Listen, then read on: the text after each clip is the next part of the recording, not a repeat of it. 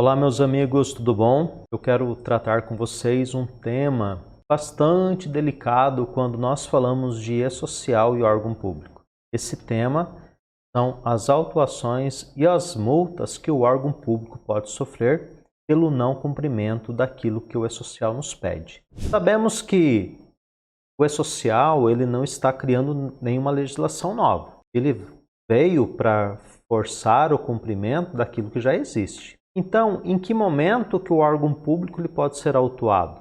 Sabemos que tudo aquilo que fere a legislação trabalhista, previdenciária, Receita Federal, é passivo de multa, independente da obrigatoriedade ou não do E-Social. E como eu disse, o E-Social ele não está criando uma nova legislação. Ele veio para ser um agente fiscalizador de todos os órgãos partícipes do E-Social. Então, se eu tenho situações dentro do órgão público que não condizem com a legislação, está passivo de autuação. Mas, professor, como que essa tratativa, como que essa autuação varia de um órgão para o outro? Eu tenho que entender o seguinte: o órgão ele pode ter servidores vinculados ao regime geral de previdência, que é o nosso seletista, e o órgão pode ter servidor estatutário, que é do regime próprio de previdência, aonde acontece uma tratativa um pouco diferente de um para o outro. Lembrando que aquele que é estatutário, os pontos que são omissos no estatuto devem seguir a legislação do regime geral de previdência, deve seguir a CLT. Então, sim, um órgão que é estatutário pode sofrer uma penalização de acordo com aquilo que diz o regime geral da Previdência. Professor, e as multas? Como que são as multas? Quais são os pontos críticos? Quais momentos que um órgão ele pode ser autuado? Sabemos que nós temos prazo para tudo dentro do E-Social. Desde o evento, o envio dos eventos ali da admissão, ingresso do meu servidor, o ingresso do trabalhador sem vínculo, eu tenho um prazo que eu preciso mandar essa informação. O evento 2200, o evento 2300. Eu tenho os prazos para o envio da folha de pagamento, mas um ponto bastante crítico são os eventos 2200 e o 2300, assim como o 2299 e o 2399, que são eventos de desligamento. São dois pontos que os órgãos precisam prestar muita atenção. É comum acontecer o ingresso ou a informação do ingresso de forma tardia.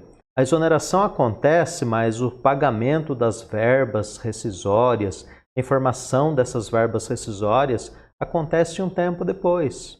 Então é um fato que pode acontecer no órgão. Está de acordo com aquilo que diz a legislação? Preciso ficar atento a isso. Lembrando que as multas, elas são pesadas. Claro, eu tenho multa que varia aí um pouquinho mais de R$10. Em contrapartida, eu tenho multa que pode chegar a um pouco mais de R$230 mil. Principalmente quando eu trato da parte de saúde e segurança do trabalhador. Lembrando que servidor estatutário tem uma tratativa diferente do servidor vinculado ao regime geral de previdência. Falta de pagamento do FGTS também gera multa. Exames admissionais, demissional, exames periódicos, a falta do PCMSO, falta de PPRA, falta de LTCAT. É aqui que estão as maiores multas. A multa aí na casa de 2, 3, 6 mil reais, multa aí de R$700, dependendo da gravidade da situação. Lembrando mais uma vez que quando eu trato da parte previdenciária, quando eu trato da parte de saúde e segurança do trabalho, eu tenho que fazer uma divisão, seletista e estatutário. O estatutário, como eu já frisei, tem um tratamento diferenciado do meu seletista. Inclusive, nós temos a Instrução Normativa da Receita Federal 971, no seu artigo 291, que traz essa diferenciação e permite que o órgão público estatutário fique desobrigado de alguns controles na parte de saúde e segurança. Em contrapartida, se esse órgão tem empresa terceirizada, possui funcionários terceirizados trabalhando no seu órgão, esse tratamento muda, a obrigatoriedade muda. Então eu recomendo que se faça a leitura na íntegra do artigo 291 da Instrução Normativa 971.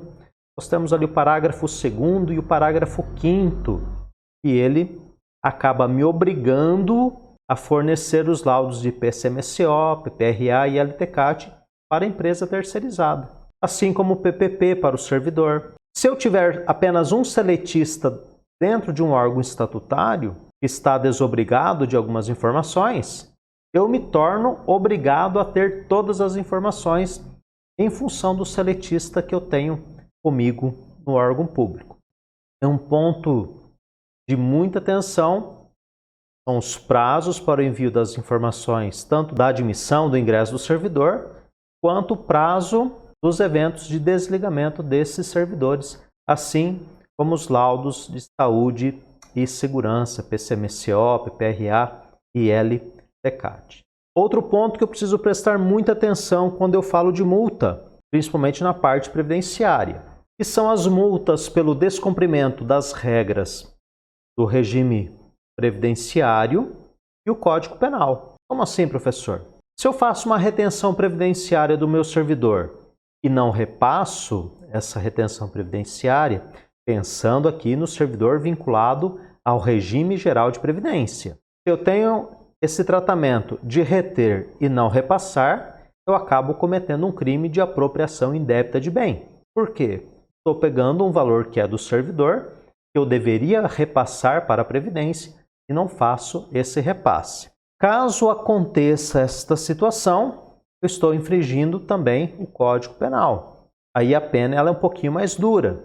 Uma vez que fica configurado a situação de fraude ou de crime, eu tenho sanções aí de acordo com o artigo 334A do Decreto-Lei número 2.842, de dezembro de 1940, com as devidas inclusões na Lei 9.983 de 2000, tá? Onde traz pena de reclusão de 2 a 5 anos e multa.